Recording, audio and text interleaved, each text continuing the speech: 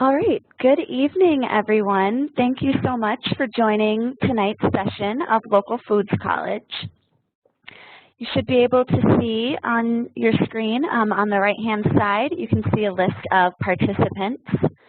And just below that, there is a blue bar that says chat. And the chat function is what you'll want to use to send questions to me if you're having any issues. You can send questions to me and the presenters, and I will work to get those to the presenters.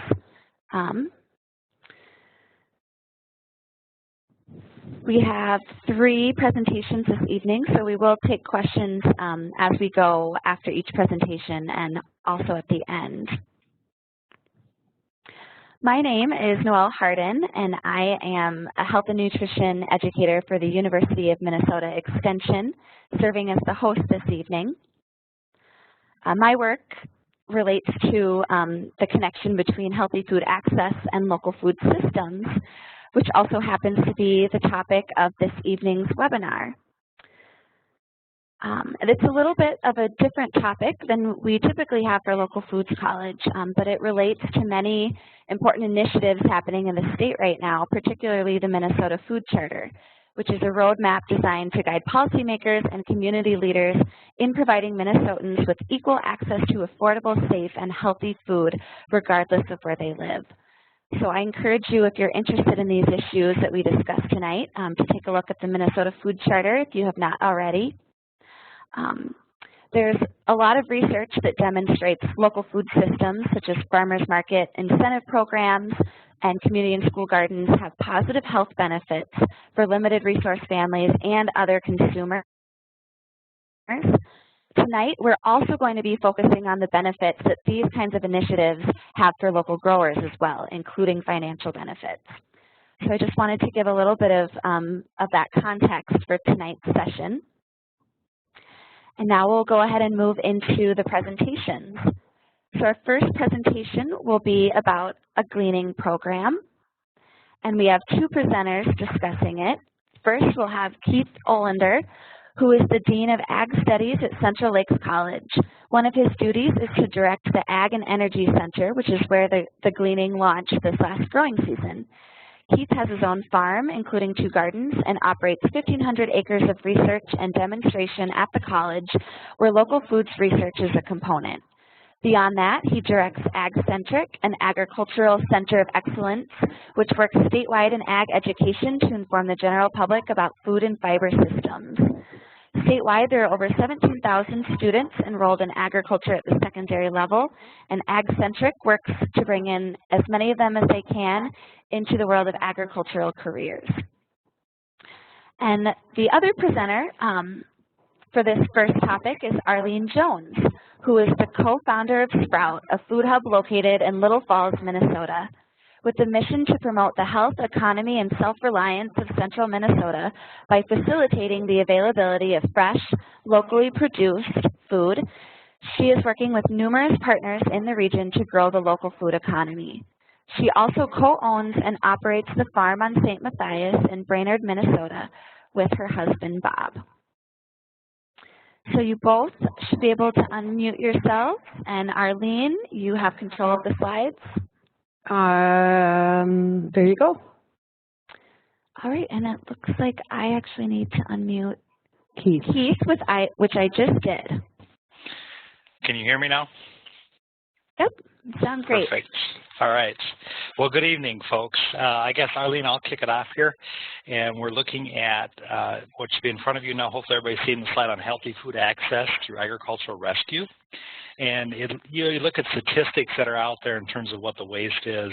I was even seeing this morning that several 100,000 people really across the country looking in food deserts. So there's just a lot of places out there where we've got waste and areas that we could be using our food better, more efficiently. And so there's new programs looking at, like it talks about ugly produce or cosmetically challenged produce, grade B, seconds, any of those kinds of things. And I suspect many of you have run into situations where you've been able to utilize that type of food. So with that, Arlene, if you want to step forward into the next slide. So our gleaning program really kicked off with a Hunger-Free Minnesota grant that we've been working in our local area. And you can see here there's a lot of partnership, Region 5 development, community corrections, living legacy gardens, which is part of our campus, our Ag and Energy Center as a whole, our Arlene Sprout Food Hub, the FFA chapter, the Lions, and our Student Senate have all been really a team approach to this, and it's really come together nicely in doing that. And it actually surprised me. We were able to glean, and we're going to get to that in a little bit, but 14,000 pounds of food. And through a partnership of how that works, one of the things you want to understand that we had kind of as a seed was that we have a lot of research going on. We have a large orchard, and so we had natural produce options that were there. And in the past, we haven't always utilized it as best we could, or we've just been not keeping track of where it's been going. And so we were really directed in our action to how do we, utilize this resource from that. And you look at this gleaning idea, how are we otherwise waste food and then moving it forward from there. And now we're looking at expanding that to local growers as well and challenging them in that gleaning. So with that, Arlene, if you want to step forward. This is a breakout, and as I mentioned, it's 14,458 pounds of food that we gleaned and donated, and it just does a breakdown there. The use, we have a community corrections program, so they had a large garden that we helped facilitate and really generated a lot of that for the food shelves. And you can see the places of worship, churches, different places that we were able to help facilitate through our Student Senate, as well as our local FFA and even farm to school pieces, and for community, and really looking at how are we utilizing that better to help serve people. And so it was really a unique experience to be able to put that together, quantify it, and now build upon it as we move forward, because one of those things was to benchmark it so we get that base or that really seed set, and then step it into the next place from there. Go ahead, Arlene. Okay, this is where I'm going to talk. I just want to add a few notes about the previous slide. This work has been at least 3 years in progress. CLC and other agencies have hosted 2 years of vistas that have really worked on building the foundation for this program, trying to figure out how do we get it from the field to the entity that needs it, how do we transport it, how do we identify the entity that might benefit from it, and how do we move that food into the areas of need within our region. And so this project has been going on for at least 3 years, with CLC really grabbing a good foothold and leading this program to fruition last year with that over 14,000 pounds of food recovered. And we're looking at moving that effort forward, particularly with working with small family farms. And I will spend a little bit of time talking to you about some of the tools that we have available to us to work with people to provide some access and some vehicles for moving that food forward. First and foremost is the Bill Emerson Good Samaritan Food Donation Act. This was actually signed into law in 1996 by President Clinton to encourage donation of food and grocery products for distribution to individuals in need. This law helps protect growers and other entities from liability when you donate to an organization, protects you from civil and criminal liability should the product donated in good faith later cause harm to the recipient. And this is really important as we move forward with Food Safety Act and with FSMA coming down the pipe with some actions that all growers at any level are going to have to take as we move forward. In addition to that, the omnibus bill passed in December of 2015 expanded the legal definition of eligible organizations nationwide who are eligible to receive a tax credit. In practice, this used to mean that only larger companies benefited from these tax benefits. Most farmers or independent grocery stores, small restaurant, franchise operations, or other smaller businesses were often excluded. This new law incentivizes these other potential donors by making them eligible for tax deductions and making the tax benefit permanent rather than available on only a piecemeal, temporary basis. And good news for us small family farmers, raises the cap from 10% of our net income to 15%. From a small family farmer perspective, this incentive can be utilized regardless of our legal entity. So whether you're an LLC, a C Corp, or other, you are able to capture tax savings on your earned income through these donations. And we intend on moving this forward, allowing more small family farmers to gain access to tax credits with their donations to particularly food shelves. In addition, and remember, this law has already been passed. In addition to this, H.R. 4184 is a pending law that has been introduced, which would expand tax deductions for farmers. It would strengthen the Good Samaritan Act. It would encourage school cafeterias to purchase lower-priced, ugly fruits and vegetables. If we're going to process them anyway, do we care what they look like? This is particularly of interest to those of us that are working in farm-to-school initiatives. It would expand grant programs to educate students about food waste and encourage food recovery. Some of this work is already happening in central Minnesota, where some students are working to take their cafeteria food waste and actually send it out to pig farmers. And while that might not be feeding hungry people, that food is not going into our landfills. It would also strengthen the connections between schools and farms to give both of us more resources to combat food waste.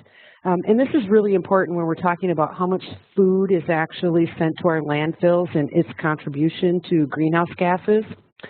It would also encourage companies that receive federal service contracts for food, including congressional cafeterias, military bases, federal prisons, to donate their surplus food to food banks, food pantries, and soup kitchens. And it would also encourage composting for conservation instead of sending it into our landfills. And this is really important as we continue to talk about greenhouse gas contributions in our landfills. In Minnesota, we did a little bit of research to try to figure out, well, what are we doing here in Minnesota? According to Hunger Free Minnesota, Prepared Food Rescue refers to food donations from commercial sources like restaurants, dining halls, hospitals, etc. According to Hunger Free Minnesota, who has been a funder for our work here in central Minnesota, review of Minnesota's solid waste data reveals an excess of 520,000 tons of food thrown away annually. A portion of this is due to overproduction and underconsumption. As the slide indicates, recovering just 0.5% of this surplus food is enough to provide approximately 3.2 million meals per year. That's significant data. Retail food rescue, strong movement here in Minnesota by large chain stores and even those here in central Minnesota who work with some of our food shelves to capture surplus or unsold food from their grocery store or retail stores and redistribute this food to local food shelves and meal programs. Building on this initiative as well, many microbreweries are donating their spent grains to local pig farms. So what we're seeing is that more and more, less and less of this unused food is going into food banks and food shelves and feeding hungry people in need, and also with respect to feeding our local pigs and our local pig farms, we're offsetting feed costs for some of our local small family farmers as well, and that food is also not going into our food shelves. So I'd like to thank you for joining Keith and I. I will be on to answer questions. Keith is on the road and probably traveling through some snow right now. So we will make our way to Marilyn, who will be the next presenter. Okay, great. Thank you so much, Keith, and safe travels to you this evening. We do have a couple of questions. I am going to go ahead and make Marilyn the presenter. If you folks can just bear with me here for a second. And she can get her presentation pulled up while we have Arlene field these questions. Oh, dang.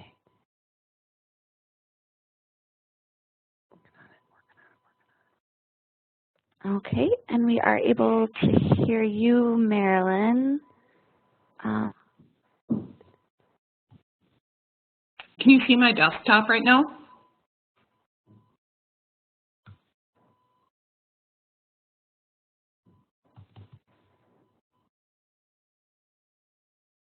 Can you see my slides, Noel?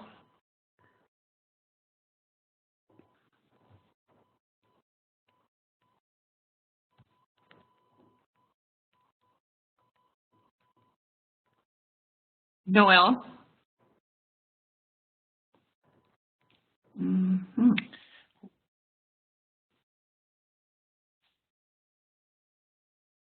Marilyn, this is Arlene, and I cannot see your desktop.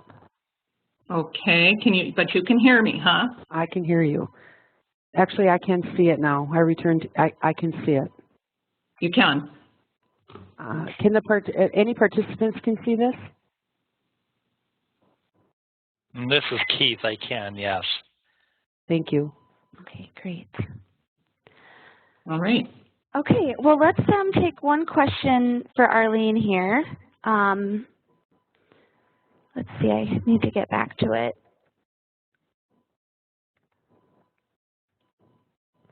No, I'm actually answering it on the chat board. Oh, okay. If everybody can see Marilyn's, we can go ahead and proceed, and I will answer it to all participants.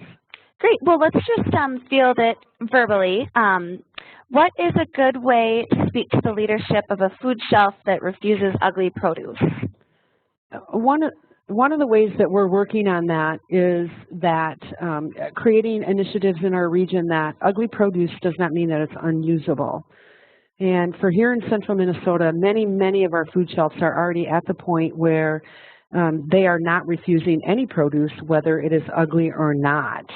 And I would say that maybe one of the strategies that you could use is to start working with your SNAP Ed educators who oftentimes have relationships already with the food shelves and can help educate the food shelves, which can in turn educate recipients of food shelf produce on, while it may not be grade A and perfect, it's completely and totally usable. The second thing is to continue to build up our value added and remembering that seconds are still a marketable commodity if we can add value to them by processing them and then sending them out in a different form. And for us here in central Minnesota, we spent a lot of time doing that.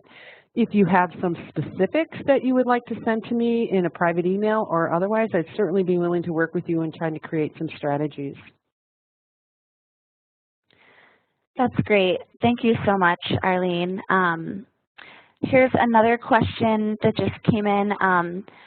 I used to be able to donate my extra eggs to our local food shelf, but a couple of years ago they can no longer accept them because of where they receive their foods. Do you have any suggestions?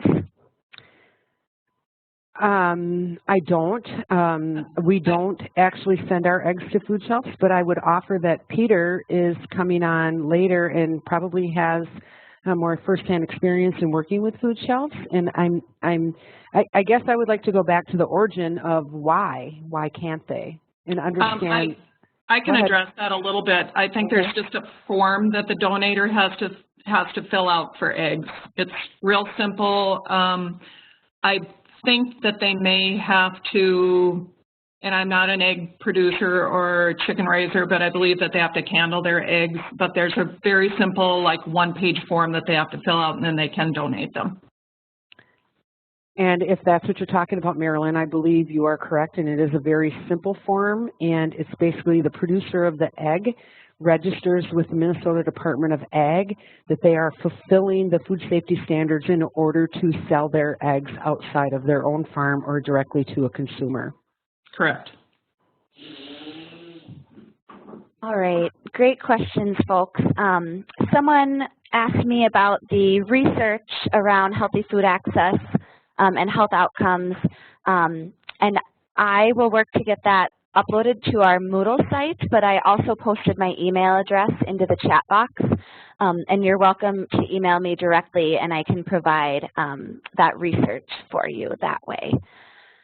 And thank you, everyone, for your patience with the technical issues and juggling between the presenters. It's so great to be able to connect remotely, especially on a snowy evening, but sometimes there are a few issues. So now we will go ahead and transition to Marilyn Hofland, who has worked with the University of Minnesota Extension for 20 years as a nutrition educator, bringing SNAP-Ed programming to communities in Ottertail, Becker, and Wadena counties. Through her work, she started a community garden in Perham, which she's also led for 20 years. Marilyn will share about her role with the SNAP-Ed programs to promote local foods through farmers markets, community gardens, school gardens, food shelves, and more. Take it away, Marilyn. All right, great. Well, thank you so much, Noelle. I'm excited to talk a little bit about how SNAP-Ed works with local foods. And this first slide shows a picture of me at a farmer's market, thanks to our farmer's market director, who's, I'm sure, listening tonight.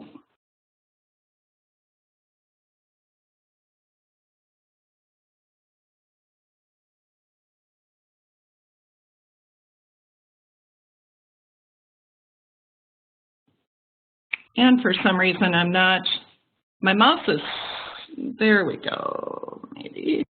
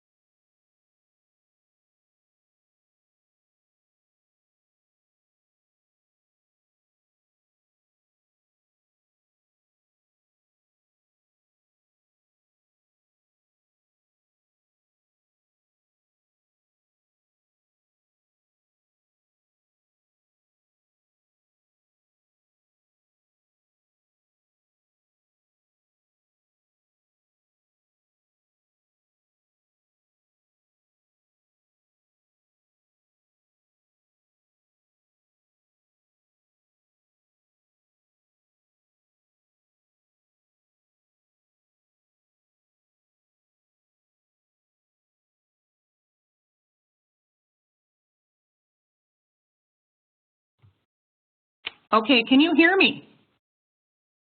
Yes, now I can hear you. Okay, great, great. Sorry about that. All right, I will go back to the first slide. Sorry about that. And I especially thank you for your patience because this is my first webinar that I've helped to promote and do, so thanks so much for bearing with me. So I'm Marilyn Hofland, a SNAP-Ed educator in Wadena County. It's where I'm housed, but I also do some programming in other counties, as many SNAP-Ed educators do, and I do some programming in Ottertail and Becker County as well. And this slide shows a picture from a farmer's market, thanks to my local farmer's market director.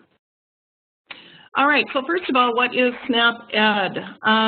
SNAP is the Supplemental Nutrition Assistance Program, or what many of us grew up calling food support or food stamps. And SNAP-Ed works to improve healthy food and lifestyle choices by making the healthy choice the easy choice. And how do we accomplish or hope to accomplish this? These are just a few examples: by direct education, educating providers and agencies, establishing and helping to strengthen networks, and changing the surroundings in which our families choose foods and activities. So this is just a little bit of information about how you might find your local SNAP-Ed educator. You would go to the University of Minnesota Extension website, and you can click on either family or food as indicated in the picture on the right. And from there you go to health and nutrition, then partner with us, and then a map will come up and you can choose your area. It's really quite simple. Just make sure that you start out with the University of Minnesota website and then go to family or nutrition. Okay, these goals for 2016 are somewhat paraphrased by myself, and you can see that some of these goals may overlap with some of your own. Our goal is to increase fruit and vegetable consumption, improve food safety, and physical activity in our participants. We are collaborating with community organizations to make environmental changes that will improve the access or appeal of fruits and vegetables, and increasing resources of communities to increase that accessibility of fruits and vegetables with community collaboratives. So we do a lot of work with farm to fork, and it's so important to us that we even have to document it on a statewide database. So we're strongly encouraged to use one or more of these strategies to improve nutrition and food access. And so these are kind of broken down into 6 areas. We teach about where food comes from, because we all know it does not originate at the grocery store. We taste test with local food. We do garden activities. We can do cooking or food preparation with local foods, which we can even purchase at farmers markets ourselves or from gardens that we might participate in. We can educate about where to buy local food, such as telling participants about local farmers markets, and since many of our participants are SNAP recipients, we tell them about which farmers markets accept SNAP. And then the final way is we encourage the use of SNAP or EBT. Oftentimes you'll hear about the EBT card. That is how a SNAP participant makes their purchases with a small credit card like piece of plastic to purchase seeds or plants that produce food. So for example, they could use their EBT card at, say, Walmart to purchase seeds and tomato plants. So that was a very cool change that happened about 4 years ago, I believe. So the following slide and the next several will give examples of my own work with local foods within SNAP-Ed. However, SNAP-Ed educators may differ in teaching strategies, techniques, audiences, and goals depending on our community's needs and even in our own backgrounds and experiences. So this first side, at food shelves, these opportunities are really broad. Anything from educating food shelf directors about the flexible guidelines and regulations on accepting produce from growers or gardeners. We can educate on the storage of foods, how volunteers might urge their clients to accept the produce that's given out. Sometimes we do direct education still at those food shelves with participants to tell them how to use the food, give them recipes, and explain the health benefits. And the picture on the left, I want to point out especially, I'm going to kind of be coming back to that. That is a farm to food shelf drop at the Perham food shelf. So they had a very, very successful year with farm to food shelf. And the picture on the right just kind of shows how we might urge our food shelf directors and volunteers on nice, appealing ways to display that produce. So I'm just finding out a little bit about this. This connects with that previous slide with farm to food shelf. If growers or gardeners want to find out more about that, they can just Google farm to food shelf. That's a good way to start out. They may see some of these other wordages used, but they're all kind of referring to the farm to food shelf effort. Farmers Ending Hunger, Farmers Invest an Acre, Share Fresh Minnesota. I believe, and Arlene may be able to give a little bit more information, but I believe that this is coming into the 3rd year of a $2 million grant. So hopefully those grant dollars will be renewed because it was a fantastic program.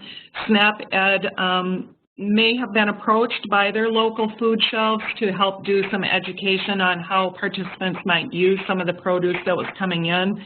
I know that our local food shelf got in very large crates and they wanted to move it out as quickly as possible. So they were all about connecting with us on providing information for their participants so that it could be quickly taken home and used.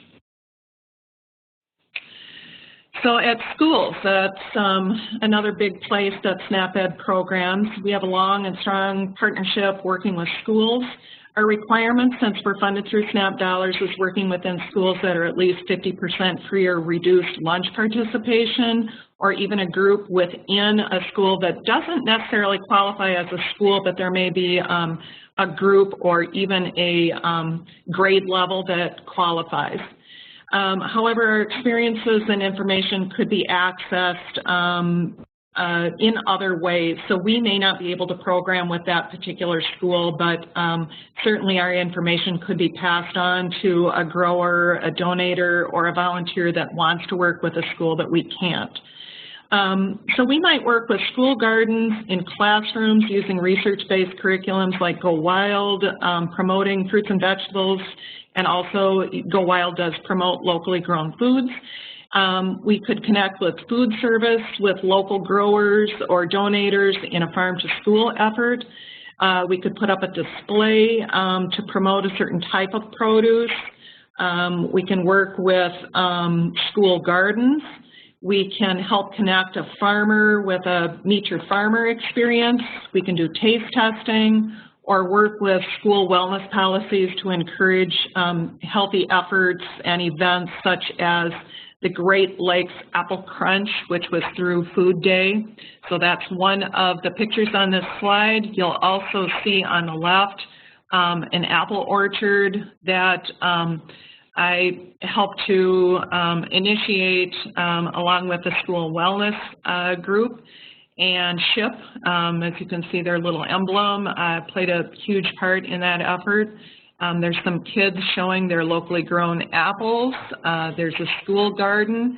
And the picture of the older students in the upper right was a great effort that a couple of high schools have partnered with the Perham Food Shelf and the Perham Community Garden in actually raising a lot of the plants, and then they donate them to the Perham Community Garden. Plants like tomatoes, peppers, herbs, broccoli, and cabbage that have to be started ahead of time.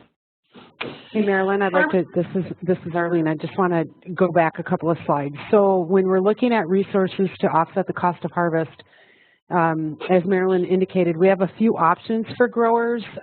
Some of them include offsetting the costs of your donations to food shelves through the Food Group, which is a nonprofit organization based out of the cities. If you want more information on that, I can provide that. In addition, if growers or other folks are looking at working with Farm to School, I highly encourage you to contact your SNAP-Ed educators, who oftentimes have deep connections with the schools they work with based on the parameters that they're allowed to work in, but often have connections with the larger school administration system and can help us gain access to those folks that help make the buying decisions.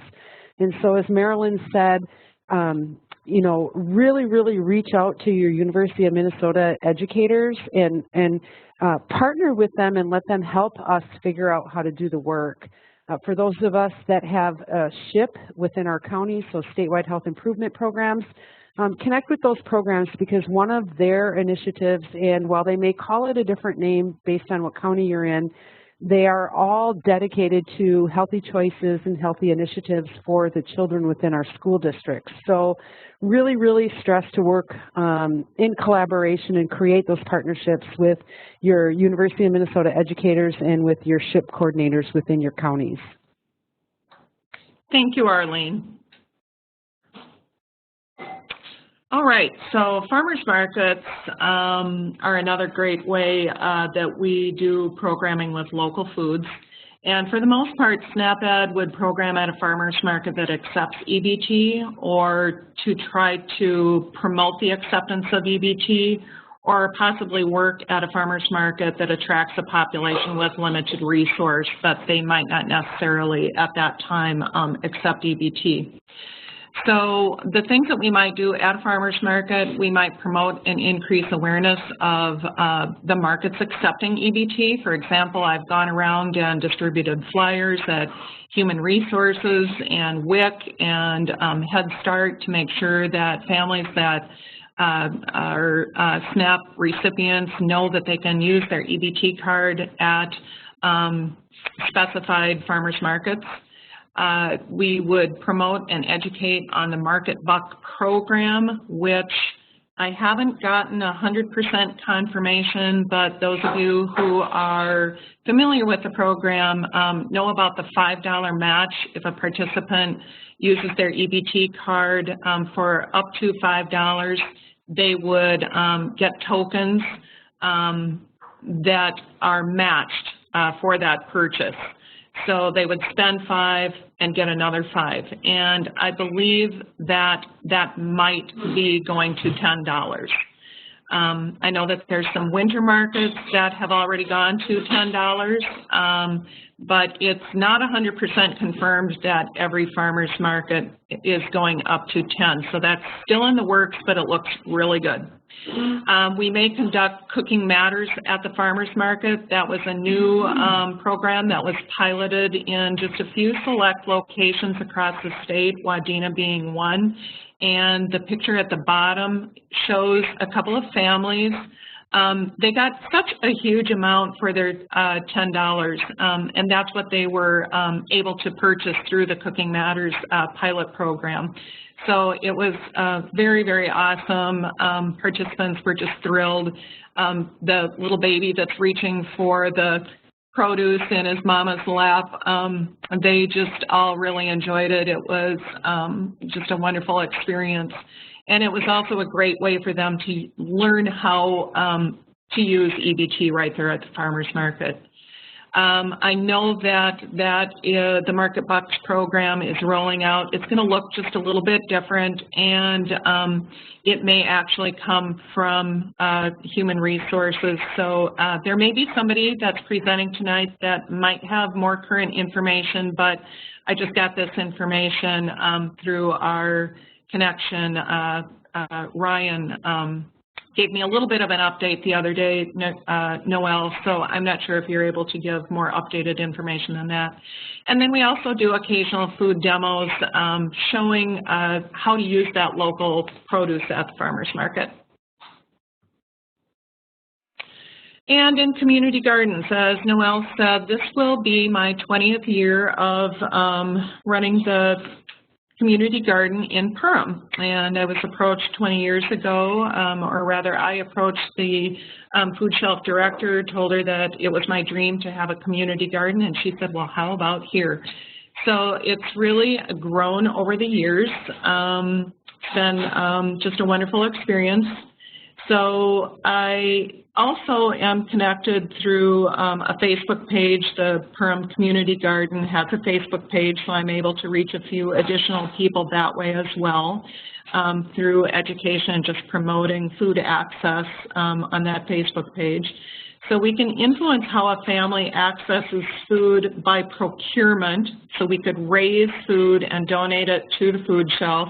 I've only ever weighed out my produce through that part of the community garden 1 year. That was the year before last, and we raised over 500 pounds of food.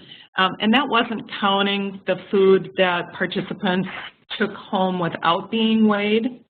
But we also have another part which I think is just as or more important, and that is through education on how the food is grown. So a lot of the families that participate can take those skills that they're learning and apply them to their own garden one day. So that, I think, has been very, very successful. And if some of the growers or gardeners who are listening tonight have the time and energy to participate, they would know that at this time of year, this is when the work really starts. You're planning, you're ordering seeds, you're maybe starting some of those plants yourself. So if you have the time and energy to sit on maybe an advisory board or be a guest speaker or to grow an extra flat to donate, or just be an advocate of a community garden or a school garden. Every one of those needs help in their community. We can't all do that alone, so we do need to come together to make that a positive thing. They may lend a hand during growing or off-season to ensure that there's a new crop of gardeners sprouting up all over Minnesota. So SNAP-Ed does have some guidelines and restrictions on our involvement, and sometimes it can be just 1 or 2 volunteers that really make a difference in its success. So here's just a couple of pictures. The one on the left is, we started square foot gardening a few years ago, and that enabled the Perham Community Garden to go from 9 plots to 12. I also had a small example for the last couple of years of a pallet garden, and started collecting pallets that I could send home with participants with a few seeds and a few plants. And there is a picture of a Girl Scout troop that volunteered to help. They needed a little more supervision than what we thought. They meant well, but be aware that youth groups do need some supervision, or you could end up going 1 step forward and 2 back. But we so much appreciated their help. They were a wonderful group of girls. And the slide on the right shows a worksite wellness group from a local bank that actually has come in for the past couple of years and helped to stake out the small family plots. All right, and within agencies, we might go to an agency and promote the use of EBT at farmers market, or let participants know about using their EBT card to purchase seeds or plants. So we can do this in a variety of ways, but our partnership with a variety of agencies gives us the opportunity to reach out to SNAP audiences and provide direct education. We can educate the partner agency, directors, volunteers. We can promote the purchase and use of that local food. We can have a food demo with the local food. We can provide displays, flyers, or recipes to promote the consumption of those foods.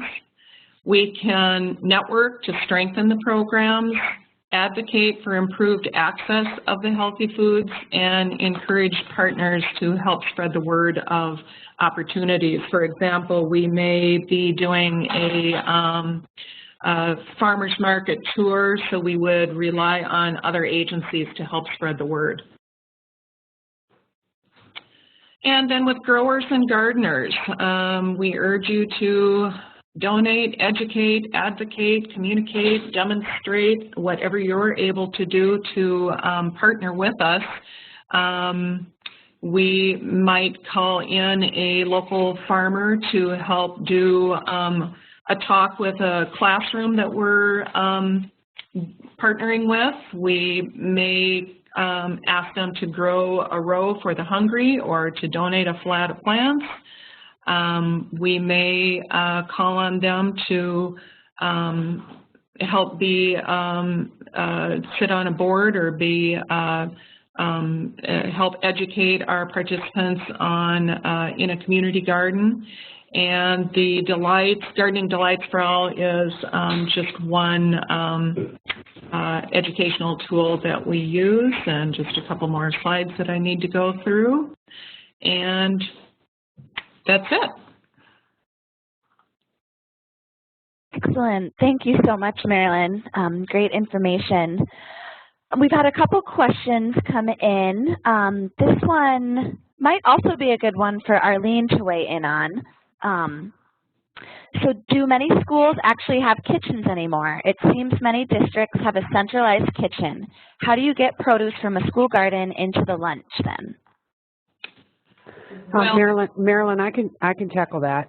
And I've brought food right from that garden into the kitchen, and I know that there's a lot of grant dollars currently available through SHIP and other places, so that schools can get those pieces of equipment back in. But Arlene, you probably have more info.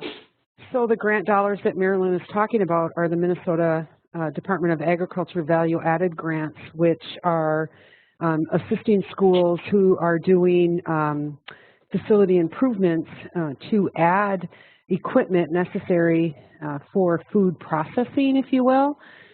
In addition to that, I would say that when we started Farm to School back in 2010 with our largest school district, which has 13 schools, 7 of the 13 had whole service kitchens, or otherwise those that were able to process whole produce. What we did is we teamed with our food service directors and those cook managers within those 7 kitchens to actually process the food and then send that out through the school's internal distribution system or delivery, warehouse delivery system, if you will, to these other schools. So I would say that while those might be barriers, that a little bit of time sitting down with people to strategize on how to overcome those barriers is well worth the time. If your school does not have any, your district or your school that you're working with does not have any capacity to process, I would say simply start with things that come the same whether they come from our small family farms or they come from our broadline distributors. A cucumber is a cucumber, a cherry tomato is a cherry tomato.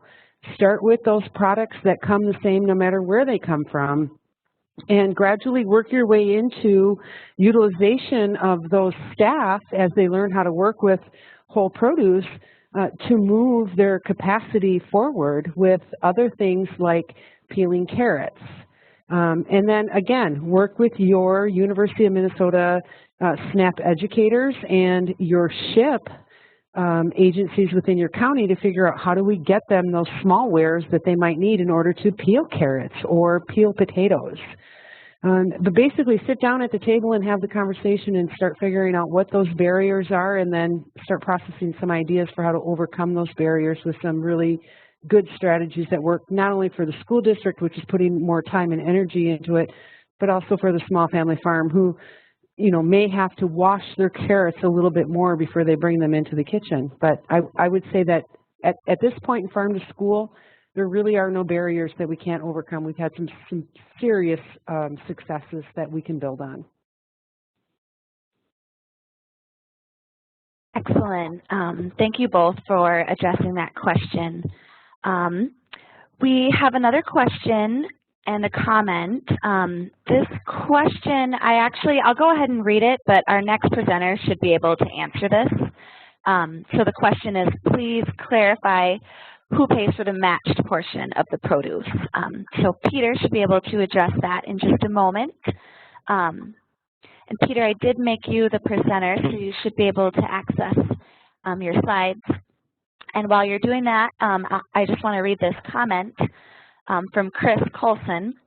We do not have a community garden, but a friend of mine and I put together ice cream buckets with tomato plants, pepper plants, various seeds, onion sets, which we call Project Grow Together, which we hand out to the Staples and Motley food shelves. It's just an idea that I think may give others something to think about, and they've done this for the last 7 years. So thanks, Chris, for sharing that comment. It's great to have some dialogue happen through tonight's session about some of those ideas. So please keep your questions coming. All of our presenters are staying on so that we can have some additional Q&A time at 7 o'clock. But it's now time for Peter to share with us about the Market Bucks program. Peter is a community organizer with Hunger Solutions Minnesota, where he's working on increasing access to SNAP, building capacity at the Mobile Food Shelf Network, and advocating at the Capitol on hunger issues. He graduated in 2008 with a Master's in Advocacy and Political Leadership at the University of Minnesota Duluth. Since then, he's worked on political campaigns, nonprofits, and as a community organizer with Working Families Win, where he helped organize people to address economic issues locally. Peter has a passion for working to end poverty and hunger in Minnesota. So without further ado, go ahead, Peter, and take it away. All right. Thanks, Noelle, and welcome, everyone.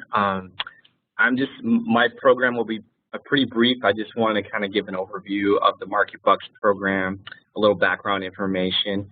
Marilyn had mentioned it earlier, and I'll kind of address some more information about the program itself. So it was initially run by the Department of Human Services with funding from Blue Cross, Blue Shield, and Blue Cross could no longer fund the program. So at that time, there were we had to explore some options and see what ways we could fund the program going forward. And so there was a coalition, an anti-hunger coalition of Hunger Solutions Minnesota, Legal Aid, and Mazone that all worked for 2 years to pass a bill called the Healthy Eating Here at Home bill. And so this bill provides $325,000 each year going forward to help expand the Market Bucks program and expand low-income Minnesotans' buying power at farmers markets. So it's a very exciting opportunity. You know, I think we've seen a lot of nutrition incentives at farmers markets kind of spreading throughout the country. But I think with this bill passing, puts Minnesota really at the forefront of this work. And it's really an opportunity to expand and grow the program. So we're excited about that.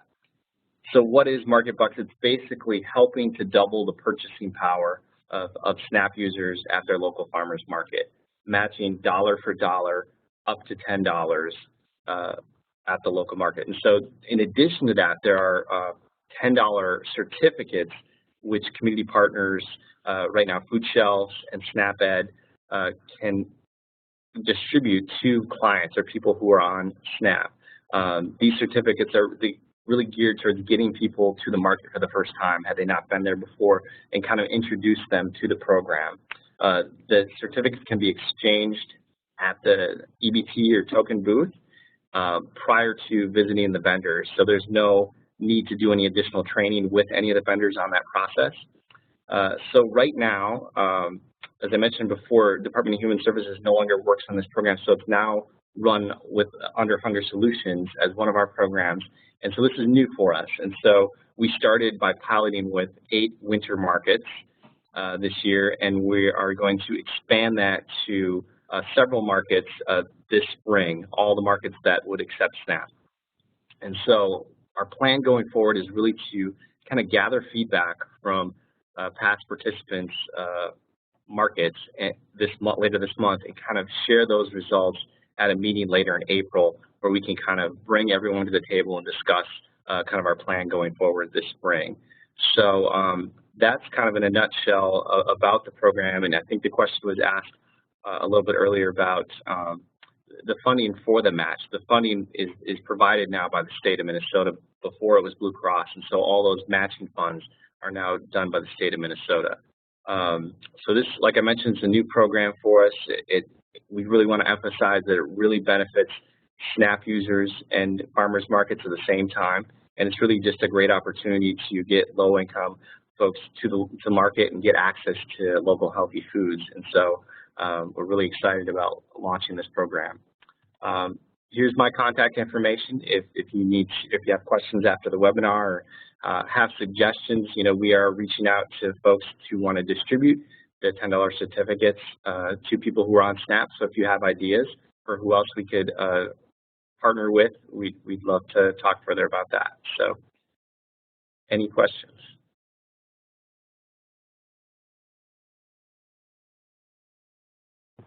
Okay, we've had one question come in. Do you know if farmers can offer a SNAP match and get a tax incentive like when it's donated to a food shelf? I don't know a lot about that program. I think if they go through the farm to food shelf program, if they are close to one of the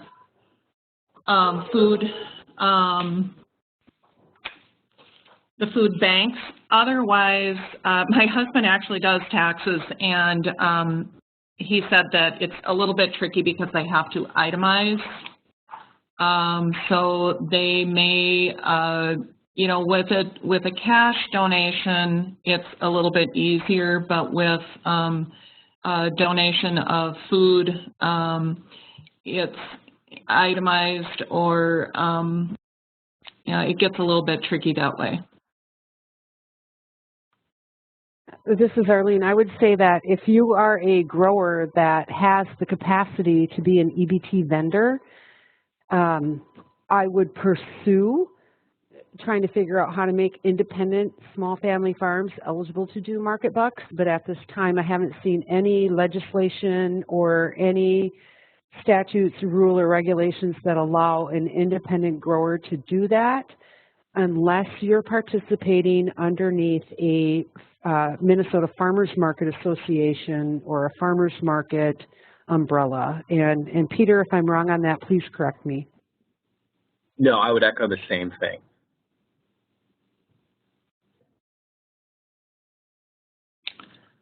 Food shelves can pay, but they typically wouldn't because they can get their canned fruits and vegetables so cheaply. But they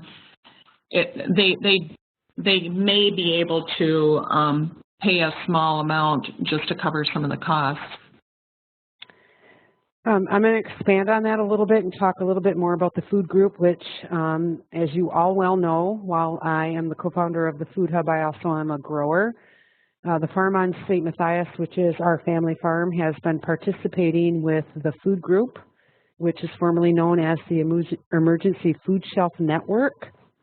And because we are a CSA farm, we are eligible to participate in that network where our CSA customers actually donate back to the food group, and that money comes back to the farm by subsidizing what we donate to the food shelf through those donations from our CSA growers. I don't know at this point if it has been expanded beyond CSA farms, and I'm not sure if, I know in large part it's funded through the Finnegan's Community Social Fund, but I'm not sure beyond that if non-CSA farms are eligible for that reimbursement to food shelves. But as a small family farm, it has been very beneficial for our farm through our CSA customers.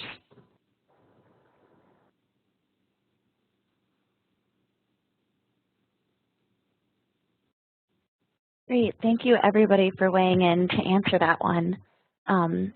There are a couple more questions coming in.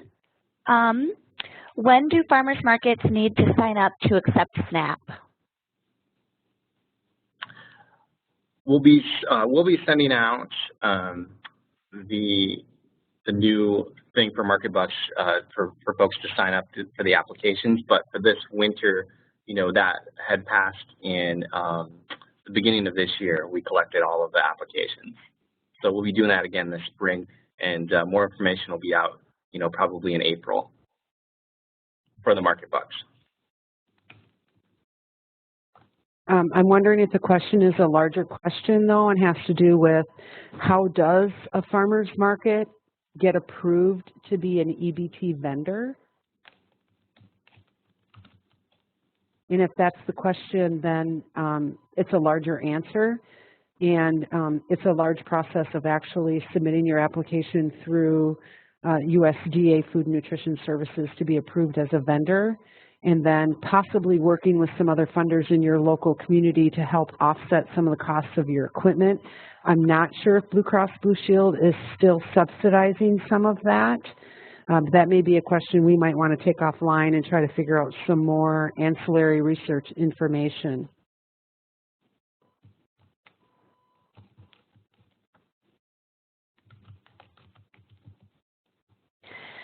Yeah, that's a great point, Arlene. And I did, again, post my email address if anyone wants to follow up along the lines of something like implementing SNAP at your farmer's market. I can connect you to the right people that you could work with on that. So feel free to follow up with me via email.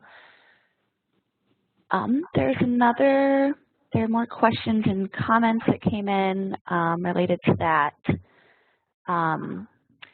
Clara has indicated that the Farmers Market Coalition offers free EBT equipment for farmers markets. Maybe Clara, if you wanted to post your email address, if people can get in, if you have more information about that, feel free to do that.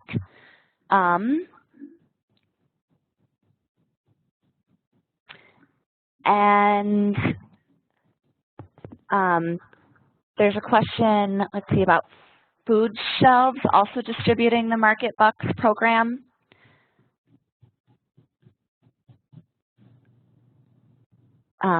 Peter, if you were able to unmute yourself and speak to that. Sure. Food shelves right now, they're helping to distribute the certificates to clients who are on SNAP so that they can go to the market. So does that address the question, or is it asking something different about food shelves and Market Bucks?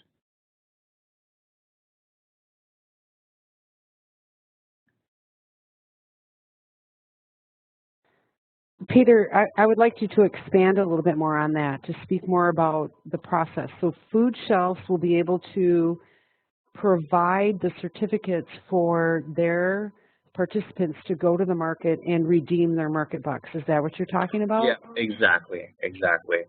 Just like what has happened in the past, I guess, with any of the cooking classes with SNAP-Ed, I guess those were distributed to some of the clients there that participated in that.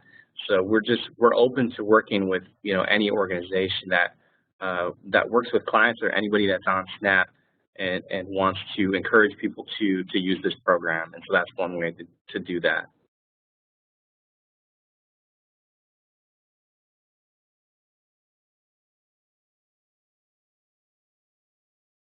Great, thank you for expanding on that. There's another question here about schools. Let me get back to it.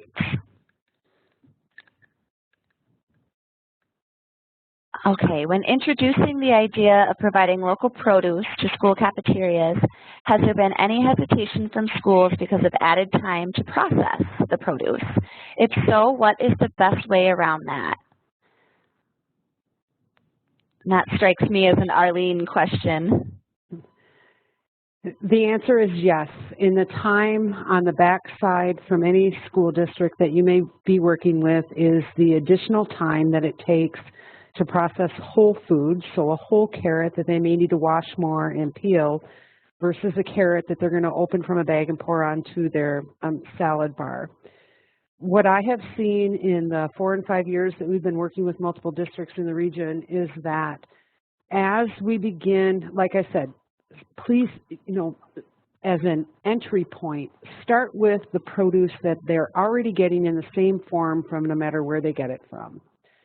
And it gradually remind them that you don't need to peel a carrot in order to serve it. It needs to be clean. It doesn't need to be peeled. And in fact, some of the heirloom heritage varieties that we grow, you remove the colorful purple outside if you peel it, and that's part of enticing students to take that carrot is because it's a purple carrot with an orange inside, or it's a red carrot and it has an orange inside. And then work with your districts to help them understand why we're growing our heritage foods, where they came from, what their nutritional value is. And if you can get in and start moving some of that feel-good stuff forward about that we're, supporting our local small family farms, we're providing greater nutritional access for our students, we're helping them get to healthier outcomes, healthy benefits. Honestly, what I have seen in my 5 years is that our food service staff take more pride in their work because they understand that while it takes a little bit of extra time, the benefit to our students is so much greater.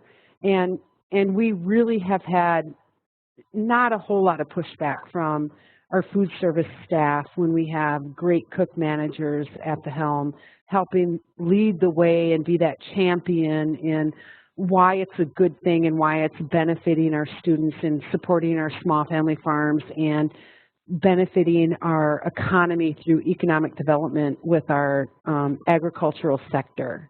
And when you can find that point that they care about, that value proposition, that thing they care about, and you can connect them to their food at a greater, deeper emotional level, you've got to win. Whether it's 5 pounds of carrots or 15 pounds of cherry tomatoes, any little bit in the door is a win in getting more and more into the door. And I agree with Arlene, and the point that you made with starting with some easy to serve items like the cherry tomatoes you mentioned, locally grown apples, cucumbers. I mean, you couldn't be any easier than that. We had a school garden that we, and it was a small school garden, but the cucumbers went bonkers, and we supplied cucumbers for several meals. We provided enough carrots for a summer feeding program that every student in the community of Perham was eligible to eat for free, and we supplied carrots for 2 days.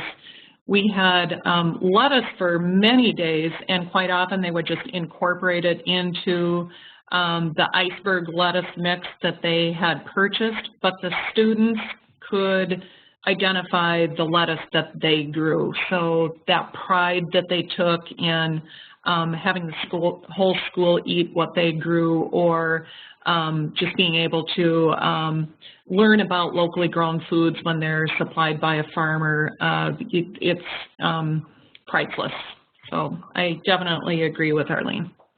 I would also add that part of the pitch to them, that value proposition, that thing you say to them to get them engaged, is that our local food lasts longer. If we bring them in our locally grown greens or our cucumbers, tomatoes, cherry tomatoes, whatever, they last longer. And I encourage two things. I encourage them to monitor their income. For instance, hospitals who are just starting out, I say just start with your salad bar, and then monitor the revenue that you generate from that salad bar. Advertise what you're doing, let people know that you're buying from local farms, and then monitor what your revenue generation is from that salad bar and see if it makes a difference. And I've never lost on that bet. The second thing that I encourage them is, if we bring in our whole locally grown produce, compare it to what you're getting off, quote unquote, the truck, and see how long the local food lasts versus what you're wasting because your greens are turning brown on the edges from what you're getting off the truck and you're throwing it away. So I encourage them to actually do whole cost accounting, to actually figure out, while everybody says local foods cost more, I don't buy that. I think that if they actually do the whole cost accounting on what their consumption is at a salad bar or what their waste is on their food line because they can't sell their lettuce before it goes bad versus their local foods, we're winning. And I haven't lost on that bet either. And so I would encourage anybody to use those two pitches as a way to move this local food initiative through schools and other institutions, including hospitals, long-term care, restaurants, any revenue generating entity that you're going to work with. I think those are winning pitches to get in the door and to prove the point. Local food really does not cost more.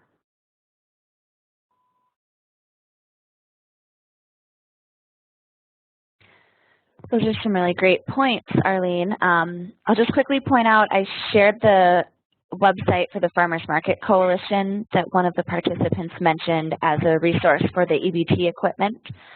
Along the lines of what Arlene was just talking about, there's a question for any of the presenters.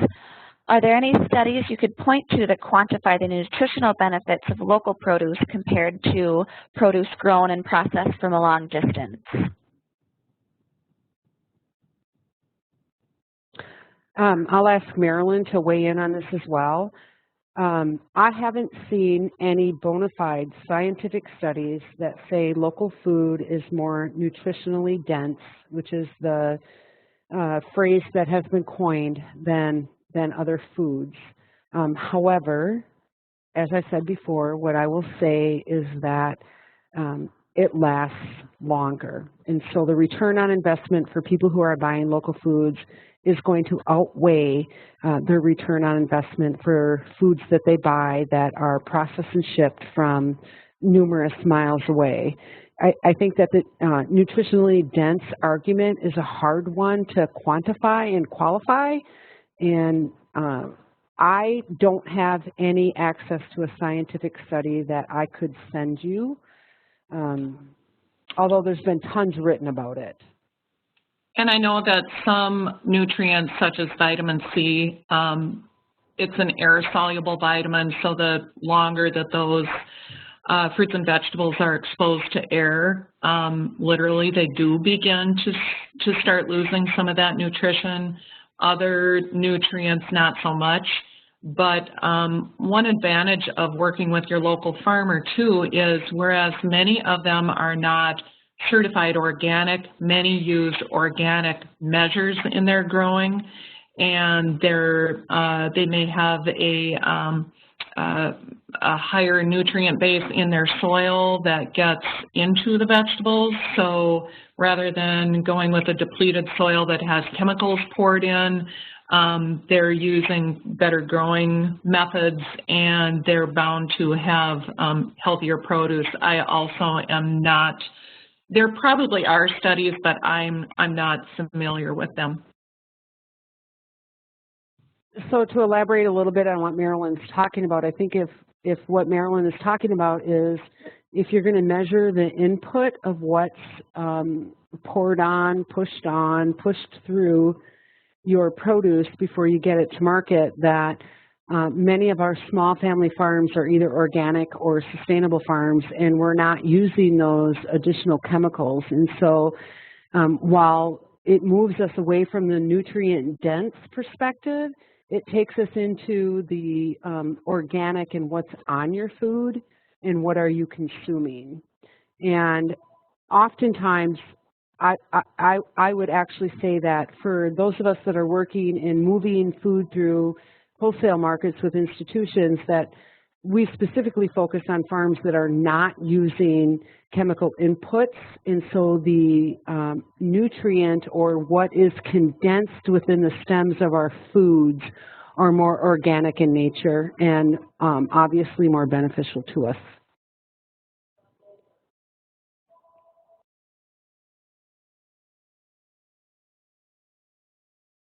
Great, and I'll just weigh in quick too, since I mentioned research at the beginning.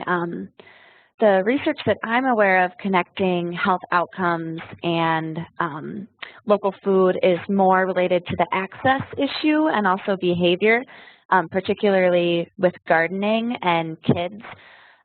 When they're exposed to gardening, they're more likely to try different fruits and vegetables and eat them more regularly. So more of the research I've seen is about that side of it versus the nutritional density, which, as Arlene pointed out, I think there's a lot of claims made, but I have not necessarily seen the research, although I know that there's currently ongoing research happening, such as at NDSU, that may be able to point to some of those nutritional density comparisons. But again, that's another area where I'd be happy to follow up and send you some of the things that I am aware of that have been studied. So feel free to, I posted my email address a couple times, so feel free to contact me directly. I just want to say one thing to piggyback on a comment that Noelle just made about participating in children's gardens helps to pique the interest in eating those vegetables with children. And I have worked extensively with adult gardening as well.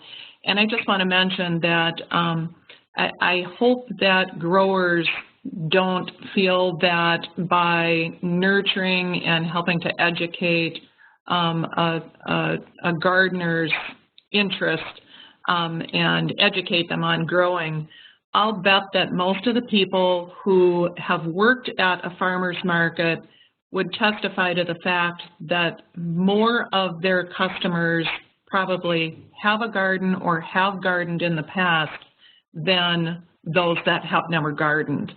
So it certainly doesn't compete with their efforts. I think it helps to have their customers appreciate what they're doing and the quality of what they're bringing to the market even more. And I would agree. I would say that, you know, more and more people are participating in farmers markets because they really do want to know the farmer and the farmer's story behind their food. And that as we evolutionize beyond the 1977 first concept of a CSA to where we are now. I mean, I've been doing a CSA for 10 years, and I would say if I went back and measured that at least 20% of our CSA customers drop off every year because they have begun to understand the concept of food and where it comes from and what the story is behind their food, and they're home gardening now, and they understand that they have the capacity to participate in growing their own food. And for people who come to the farmers market, and speaking as a master gardener, you know, oftentimes when I go out and speak about food, it's not necessarily that I know so much about growing food, it's that I know how to tell the story behind the food and to tell the story about what gardening helps us do beyond the concept of, you know, gardening, that it's tranquil and that it's meditative and that that we have a connection to where the food comes from. And I think that we've seen a trend where more and more people are branching out into that physical activity of gardening and participating with their families. And so when folks come to the farmers market and they ask us to tell our stories, keep telling them and keep indicating to them why we do it and how we do it, and providing them with the information that they need to have the inspiration to go out and continue to do that. So I would completely agree with you.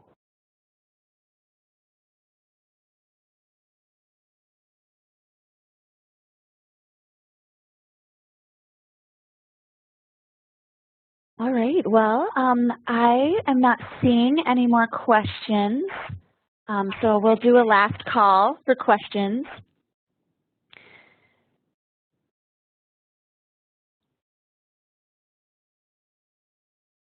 And in the meantime, I'll give it just a few more seconds in case anyone has something that they'd like to ask right here at the end.